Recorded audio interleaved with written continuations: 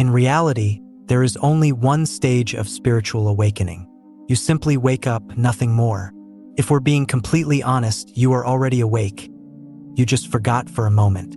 But I'm getting ahead of myself. Some speak of 7 stages, others of 12. Some, like myself, outline 5.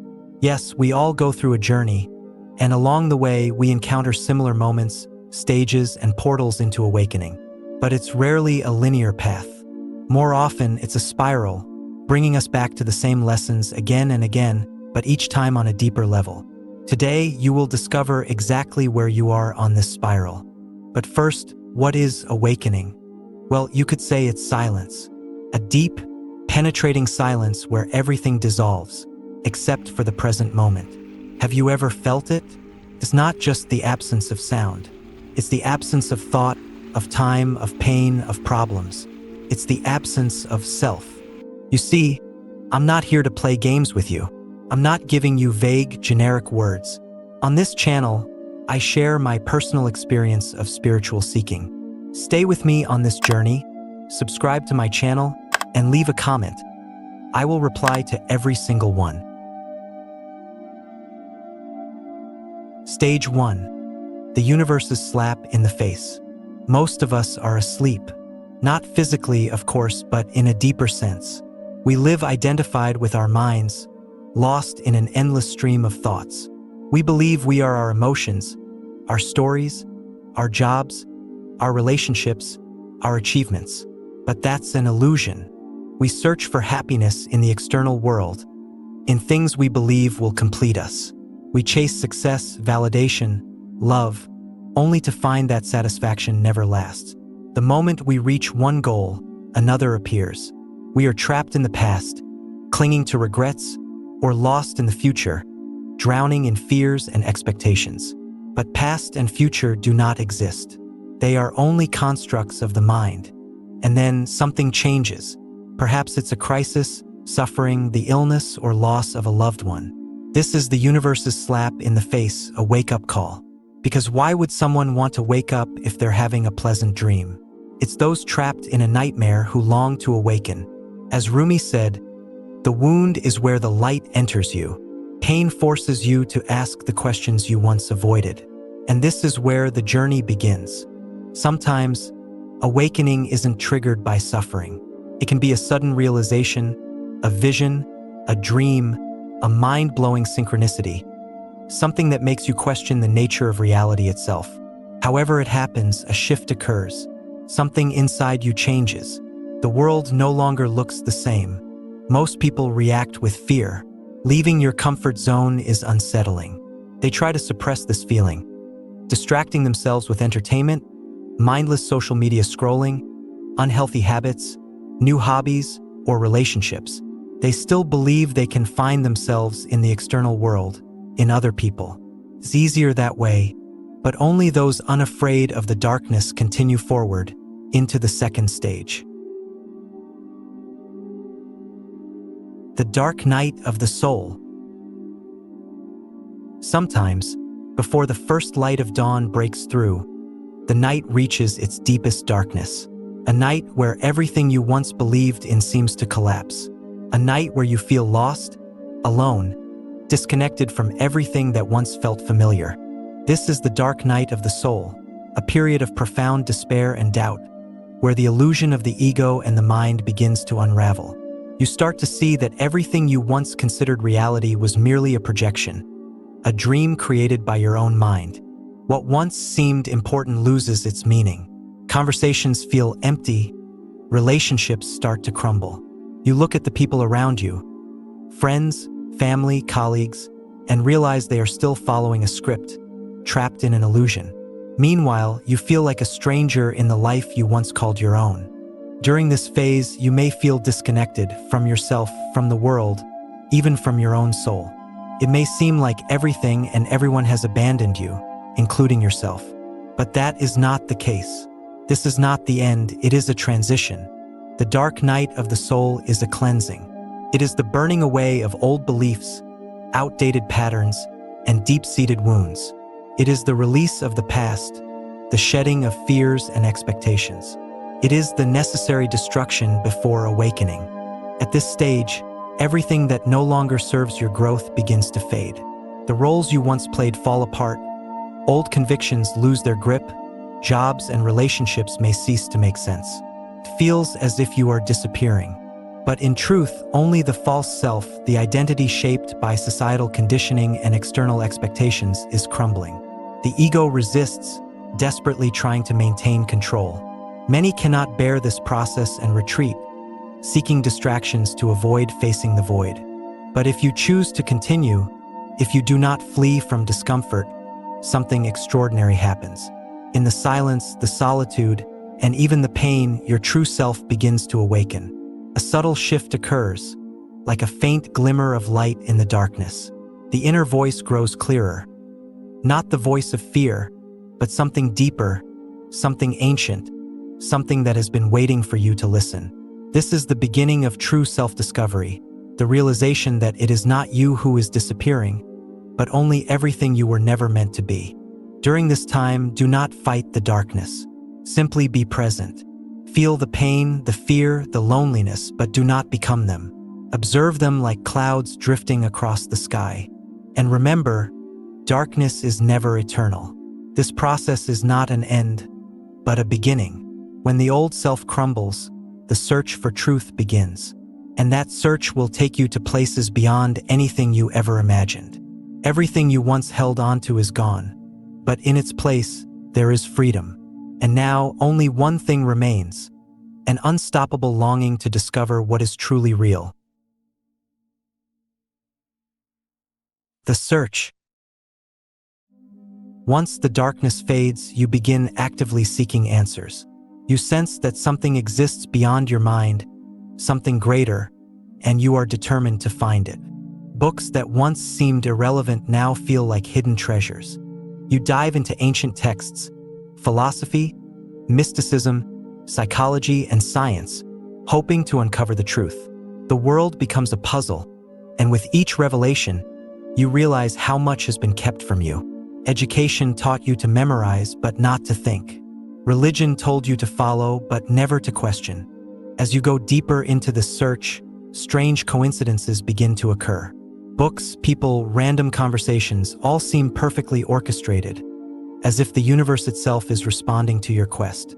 You realize that truth is not merely a concept, but an experience that must be lived. Meditation, mindfulness, and exploration of the unknown become your new reality.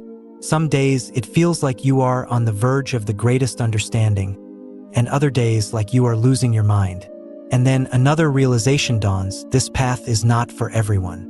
Most people remain content within their illusions, avoiding questions that might shatter their familiar world. The loneliness that comes with this understanding is inevitable, but it no longer scares you. You accept that seeking truth means walking alone, and that's perfectly fine.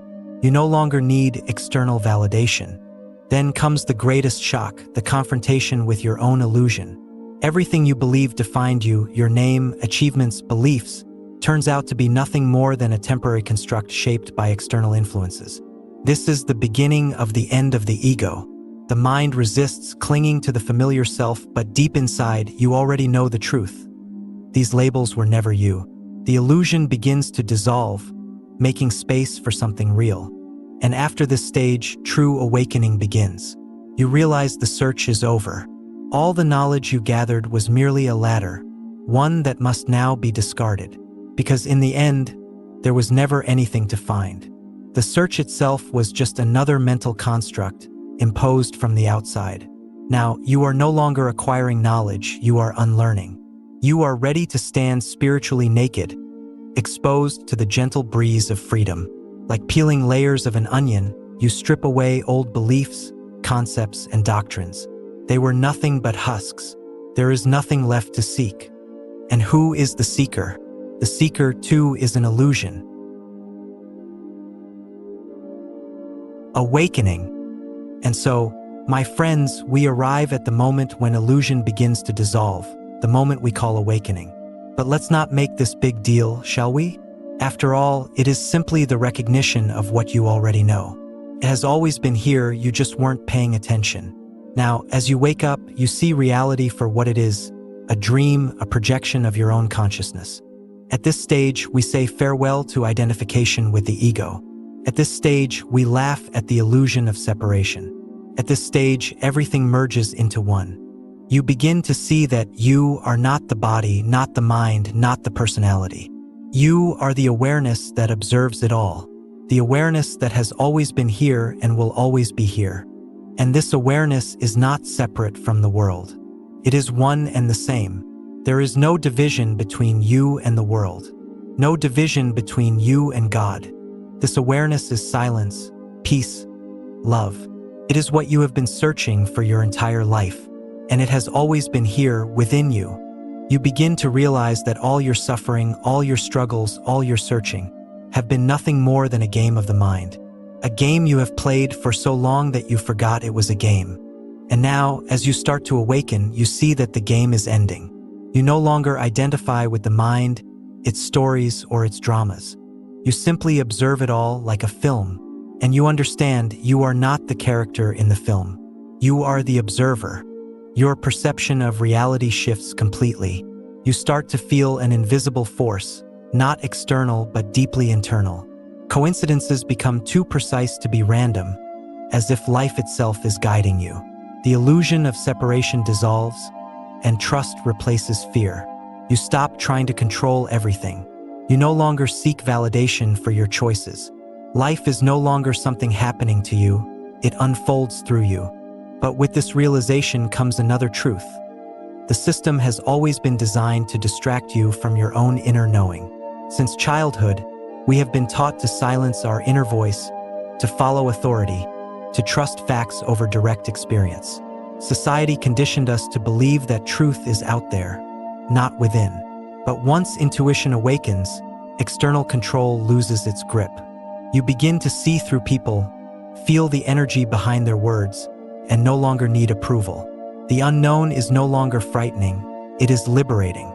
However, this level of awareness makes you incomprehensible to others. Some will reject you, mock you, or try to pull you back into familiar patterns. Your freedom becomes a mirror, reflecting their own fears. And here lies a choice. Diminish yourself for their comfort or continue forward. The deeper you go, the clearer it becomes. Fear was the only thing keeping you trapped in illusion.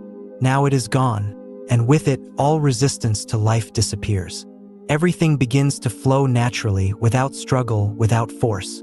This is the final stage of awakening. Not to control, not to cling, but simply to let life move through you. And in this moment, the universe begins to respond. Surrender. All resistance becomes meaningless. We realize that the controller, the self that tries to manage life, is just an illusion that brings nothing but suffering. The need for control dissolves because now we see the truth. We were never separate from the universe. Life is not happening to us, it is happening through us. Why did we spend so much energy trying to confine life within the limits of our expectations, desires, and fears? We fought against what is instead of simply allowing it. We tried to stop the flow instead of moving with it. But at this stage, we let go of everything. We allow life to flow through us without resistance, without judgment. We release the belief that we know how things should be. This does not mean we become passive or indifferent. It does not mean we abandon responsibility for our actions. It means we stop struggling against reality and begin living in harmony with the present moment. You feel deep compassion and love for all beings, including yourself. We realize that we are not separate selves trying to control the world. We are part of the flow, part of the whole. And when we surrender to this flow, we discover that it carries us exactly where we need to go. You live in a state of constant peace and joy, regardless of external circumstances. True happiness does not depend on the outside world. It exists within you, in the silence of your being. We understand that non-doing is not inaction. It is the highest form of action. It is allowing life to unfold through us without interference from the ego. It is trusting that life knows better than we do. And in this trust, we find freedom and true power. So, my friends, let us surrender to the flow. Let us release all our ideas of how things should be. Let us simply be here now in this moment and see where the flow takes us. This is not the finish line, but a new point of departure. The more you surrender, the more life reveals itself. Like an ocean stretching beyond the horizon, awakening has no boundaries. It calls you ever deeper, reminding you that the answers have always been within. Each step is not the discovery of something new, but the gradual dissolving of illusions, revealing who you have always been beyond the mind and time. Fellow spiritual seekers, if my message resonated with you, I have another video that will help you dive even deeper into the truth. Stay with me,